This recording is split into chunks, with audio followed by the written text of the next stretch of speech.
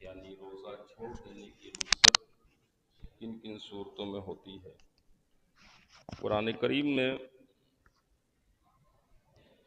اللہ تبارک و تعالیٰ کے فرمان کے مطابق پہلا شخص وہ ہے جس کو روزہ چھوڑنے کا اختیار ہے جو بیمار ہو جائے۔ ایسی بیماری جو اتنی شدت اختیار کر جائے کہ اگر روزہ رکھنے سے اس بیماری میں اضافہ ہوگا، وہ بیماری بڑھے گی، تو ایسی صورت میں روزہ چھوڑ دینے کا اختیار اس کو حاصل ہے۔ اگر کوئی شخص بیماری بڑھ جانے کے خدشے کی صورت میں روزہ چھوڑتا ہے تو اس پر کوئی گناہ لازم نہیں آئے گا اور کوئی کفارہ بھی نہیں ہوگا، ظاہر ہے۔ لیکن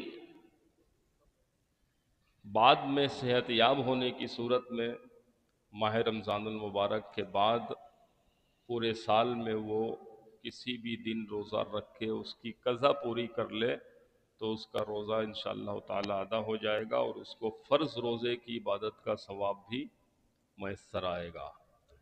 لا یکلف اللہ نفسا الا وسعها، اللہ تبارک و تعالی کسی کو بھی اس کی تکلیف سے زیادہ اس کی جو ہے اس کی وسعت سے زیادہ اس کو تکلیف نہیں دیتا، اور شریعت اس چیز کا کبھی بھی حکم نہیں دیتی کہ انسان کی طاقت سے وہ چیز باہر ہو جائے۔ دوسرا وہ شخص ہے جو سفر کی حالت میں ہو یا سفر پر نکل رہا ہو یا سفر کی حالت میں ہے اور روزے کا وقت شروع ہو گیا ہو، شریعت اس کو بھی اختیار دیتی ہے کہ وہ حالت سفر میں روزہ ترک کر لے۔ جب اس کا سفر مکمل ہو جائے، وہ قیام کی حالت میں ہو یا واپس اپنے شہر واپس آ جائے، تو اس صورت میں ماہ رمضان المبارک کا مہینہ گزر جانے کے بعد پھر وہ ماہ رمضان کے جو چھوٹے ہوئے روزے ہیں اس کی قضا کر لیں۔ اب یہ سمجھ لیں کہ سفر شرعی لحاظ سے کس کو کہتے ہیں کہ اس صورت میں نماز بھی شارٹ کرنی ہوتی ہے اور روزہ چھوڑنے کی رخصت بھی ہوتی ہے۔ سفر چاہے تکلیف دہ ہو چاہے آرام دہ، یعنی جہاز کا سفر ہو یا پھر جو ہے گاڑی کا سفر یا کسی جانور پر سواری کی صورت میں ہو، کسی بھی طرح سفر ہو، اپنے شہر کی حد سے کوئی شخص تقریباً 99.8 یا یوں سمجھ لیجئے کہ آپ 100 کلومیٹر آج کے حساب سے اگر وہ سفر کے لیے نکلا ہے، اتنا سفر طے کرنا ہے اس کو، یا طے کر رہا ہے یا طے کر چکا ہے، اور جس جگہ جا رہا ہے وہاں 15 دن سے کم رکنے کا ارادہ ہو تو وہ شخص مسافر کے زمرے میں آتا ہے۔ ایسی صورت میں اس کو یہ اختیار حاصل ہے کہ وہ روزہ نہ رکھے، بعد میں وہاں پہنچ کر قیام کی حالت میں یا واپسی آ کر اپنے شہر میں رمضان کا مہینہ گزر جانے کے بعد پھر اس کی قضا کر سکتا ہے، ٹھیک ہے۔ لیکن یہاں پہ وہ رخصت ہے کہ اگر عمل کر لے گا تو دگنا اجر پائے گا۔ کیا کرے گا؟ اگر عمل کر لیتا ہے یعنی حالت سفر میں بھی اگر روزہ وہ رکھ لیتا ہے تو اس کو دگنا اجر ملے گا۔ اگر وہ نہیں رکھتا تو شریعت اس کو اختیار دیتی ہے کہ چھوڑ سکتا ہے۔ لیکن نماز کی جو قصر ہوتی ہے، 4 رکعت فرض جو نمازیں ہیں ظہر، عصر اور عشاء، اس کا حکم ہے کہ یہ اس کو قصر کرے گا۔ قصر سے مراد 4 کی جگہ 2 پڑھے گا۔ کب؟ یا اپنی پڑھ رہا ہو یا اگر جماعت سے پڑھ رہا ہو تو وہ امام بھی مسافر ہو تب۔ اگر وہاں کے مقامی شخص کے پیچھے نماز پڑھ رہا ہے تو پھر پوری ہی ادا کرنی ہوگی اس کو، لیکن اپنی عام طور پہ سفر کی حالت میں لوگ تنہا ہی نماز پڑھ پاتے ہیں، تو تنہا پڑھ رہا ہو تو پھر 4 رکعت والی نماز فرض جو ہے وہ 2 کرنا اس پر لازم ہے۔ اگر پوری پڑھے گا تو یہ صحیح نہیں ہے، اس کی نماز ادا نہیں ہوگی۔ لازم ہے کہ 4، وہاں روزہ تو اختیار میں تھا نا، اگر چھوڑ دیتا ہے تو گناہ نہیں، بعد میں پورا کر لے، اگر رکھ لیتا ہے روزہ تو اس کا اجر جو ہے دگنا ہو جائے گا۔ لیکن نماز میں ایسا نہیں ہے کہ بھئی 2 کی جگہ 4 ہی پڑھے تو ڈبل اجر ملے، نہیں، بلکہ اس کی نماز ہی نہیں ہوگی۔ دو جو ہے جب 4 کی جگہ وہ 2 پڑھے گا، قصر کرے گا، تب اس کو نماز کا صحیح معنی میں اس کو ثواب ملے گا، اور 2 پڑھنے پر 4 کا ثواب اس کو مل رہا ہو۔ ٹھیک ہے، تو یہاں یہ صورتحال ہے۔ تو مسافر پر روزہ چھوڑنے کی بھی رخصت ہوتی ہے اور نماز کو قصر کرنے کا حکم ہوتا ہے۔ اسی طریقے سے کل بھی ایک صاحب نے مسئلہ پوچھا تھا کہ بعض لوگ بیمار تو نہیں ہوتے، اس کو بیماری تو نہیں کہہ سکتے، بڑھاپا، لیکن اگر بڑھاپے کو بھی اگر یہ کہا جائے کہ بیماریوں کا مجموعہ، تو یہ غلط نہیں ہوگا، اس لیے کہ بڑھاپے کے ساتھ ساتھ بہت سارے جو ہے تکلیفیں، پریشانیاں، آزمائشیں آ جاتی ہیں۔ ایسا بوڑھا شخص جو روزہ رکھنے کے قابل ہی نہ ہو، تو اس کے لیے کیا حکم ہے؟ جو روزہ رکھنے کی طاقت ہی نہیں رکھتا، تو میں نے اصول بتا دیا آپ کو، تکلیف مالا یطاق، شریعت کبھی بھی اس چیز کا حکم نہیں دیتی کہ جس سے بندہ اس کی طاقت سے زیادہ اس کو تکلیف پہنچ رہی ہو یا آزمائش آ رہی۔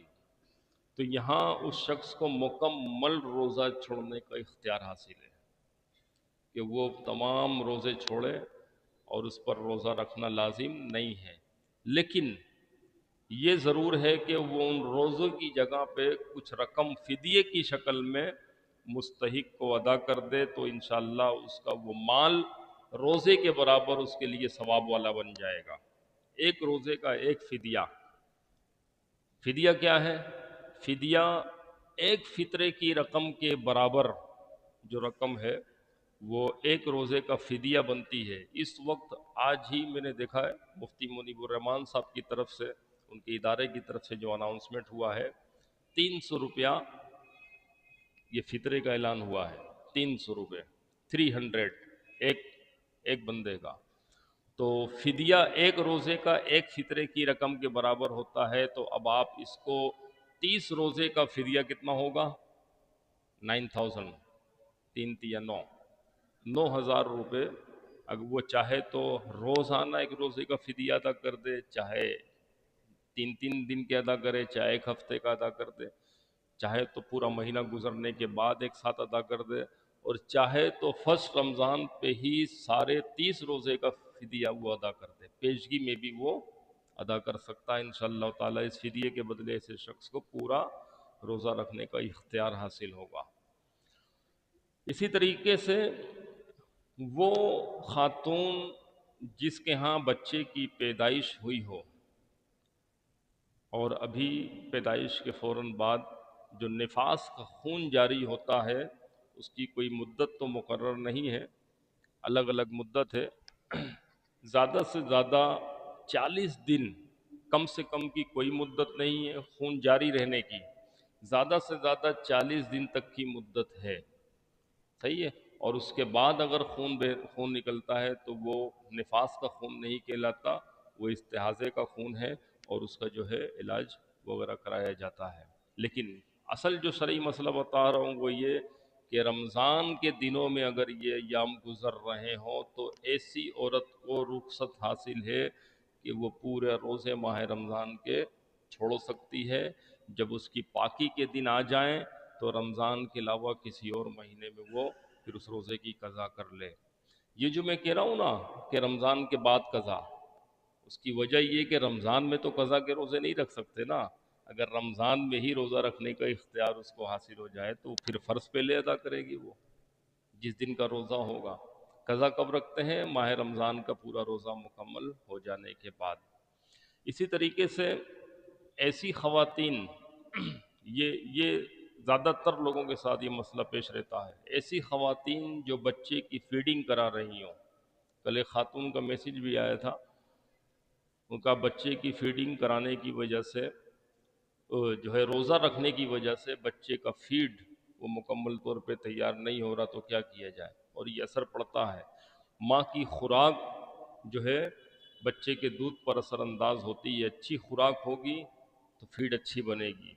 لہٰذا وہ شوہر جن کے ہاں بچے کی ولادت ہوئی ہو، ان کو چاہیے کہ بیوی کی اچھی سے اچھی خوراک کا اہتمام کر کے رکھیں، ٹھیک ہے، اور روزے کی حالت آ جاتی ہے، اور اگر قوی امکان ہو اس بات کا کہ ماں اگر روزہ رکھے اور بچے کو فیڈ کرائے گی تو فیڈنگ پر فرق پڑے گا، بچے کی صحت متاثر ہوگی، تو شریعت مطہرہ اس کو بھی یہ اختیار دیتی ہے کہ وہ ماہ رمضان کے روزے سویپ کر جائے، اور پھر ماہ رمضان کے بعد جو ہے جب بچہ صحت مند ہو جائے، صحت سے مراد کے جب وہ کھانا پینا شروع کر دے، 4 مہینے میں 5 مہینے میں دانت نکل آتے ہیں، پھر وہ جو ہے اوپر کی فیڈ بھی لینا شروع کر دیتا ہے، تو ایسی صورت میں اگر ماں یہ سمجھے کہ میری فیڈ کے ساتھ ساتھ اوپر کی فیڈ بھی لگے گی تو بچے کی صحت متاثر نہیں ہوگی، اچھی ہوگی، تو اب وہ ماہ رمضان کے قضا روزے جتنے چھوڑے ہیں اتنی پورے کر سکتی ہے۔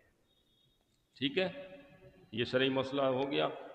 کل ایک صاحب نے ایک مسئلہ پوچھا تھا کہ روزے کی حالت میں ان کو جو ہے پیشاب کے قطرے آتے رہتے ہیں۔ دیکھیے، یہ پیشاب کے قطروں کا آنا بعض دفعہ بیماری کی وجہ سے ہوتا ہے، اور بعض دفعہ کمزوری کی وجہ سے یا مثانے کی کمزوری یا گرمی کی وجہ سے بھی یہ چیز پیش آتی ہے۔ اور آج کل ہمارے یہاں اللہ ماشاء اللہ جو مسائل ہمارے سامنے آتے ہیں، مجھے ایسا محسوس ہوتا ہے کہ 80% ہمارے نوجوانوں کے ساتھ بھی اس طرح کے مسائل ہیں۔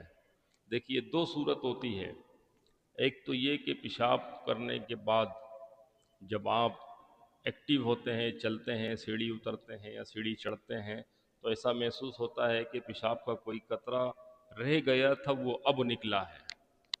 صحیح ہے، تو ایسی صورت میں اگر وضو کیا ہے تو وضو ٹوٹ جائے گا۔ ٹھیک ہے، کپڑے پر لگا ہوا پیشاب کا وہ قطرہ کپڑا ناپاک کر دے گا۔ ٹھیک، روزے پہ اس کا کوئی اثر نہیں پڑتا، روزہ اس سے متاثر نہیں ہوتا ہے، بس پاکی ناپاکی کا مسئلہ ہوتا ہے۔ اور زیادہ تر یہ ہوتا ہے کہ ہمارے ذہن میں وسوسہ آتا ہے۔ وسوسہ کیا ہے میں آپ کو بتاتا ہوں، یہ شاید بہت کم لوگوں کو معلوم ہو۔ جس طرح معدے کے ذریعے سے پخانے کے راستے سے ہوا خارج ہوتی ہے، اسی طرح مثانے میں بھی گیس بنتی ہے، اور اس سے بھی بہت معمولی سی ری کا اخراج ہوتا ہے، اور یہ زیادہ تر پیشاب کر لینے کے بعد وہ ری خارج ہوتی ہے۔ آئی بات سمجھ میں؟ ہم ایسا ہوتا ہے بعض دفعہ ہمیں ایسا لگتا ہے کہ کچھ خارج ہوا، لیکن جب چیک کرتے ہیں تو کچھ بھی نہیں، یہ کیا ہے یہ؟ تو اگر ہم وسوسہ صرف اپنے دماغ میں دوڑائیں تو ہم یہ سمجھیں گے کہ پیشاب کا قطرہ نکلا ہے، لیکن جب چیک کرتے ہیں تو کچھ بھی نہیں ہوتا۔ تو اسی صورت میں حضور آقا علیہ الصلوۃ والسلام نے ارشاد فرمایا کہ جب آپ جو ہے پیشاب پخانہ کر کے فارغ ہوں، وضو کرنے لگیں، تو وضو کے بعد جو ہے ہاتھ کو پانی سے تر کر کے وہ پیشاب کی جگہ پہ، جسے ہم رومالی کہتے ہیں، رومالی پہ چھینٹے مارے جائیں، اس کو گیلا کر لیا جائے تاکہ وسوسہ نہ ہو۔ ٹھیک ہے، تو ایسی صورت میں کر لینے سے پھر وسوسہ ذہن میں نہیں آتا، ہم یہ سمجھتے کہ وہ جگہ پہلے سے ہی گیلی ہے۔ ٹھیک ہے، تو اچھا، دوسری صورت کیا ہے جس کا میں ذکر کرنا چاہ رہا ہوں، وہ یہ کہ مسلسل قطرے گرتے رہنا۔ ایسے شخص کا پاک رہنا تقریباً ناممکن ہو جاتا ہے۔ اس کو کہا جاتا ہے کہ سلسل بول، بیماری کا تسلسل، پیشاب کا تسلسل کے ساتھ گرنا۔ یہ زیادہ تر ہماری بڑی عمر کی خواتین یا مردوں کے ساتھ اس طرح کی بیماری لاحق ہو جاتی ہے، تو اس مسئلے سے بھی روزے پر کوئی فرق نہیں پڑتا، یہ یاد رکھیے گا۔ یہاں بھی وہی مسئلہ ہے پاکی اور ناپاکی کا، لیکن تھوڑا سا ڈیفرنٹ ہے۔ وہاں تو کبھی کبھار ایسا ہوتا ہے آدمی پاک کر لیتا ہے، وضو کرتا ہے، نماز پڑھ لیتا ہے، لیکن یہاں تو پاک کرنے کا کانسیپٹ ہی نہیں رہا۔ تو ایسے شخص کے بارے میں کیا حکم ہے؟ تو ایسے شخص کو شرعی معذور کہا جاتا ہے۔ کیا کہتے ہیں؟ شرعی معذور۔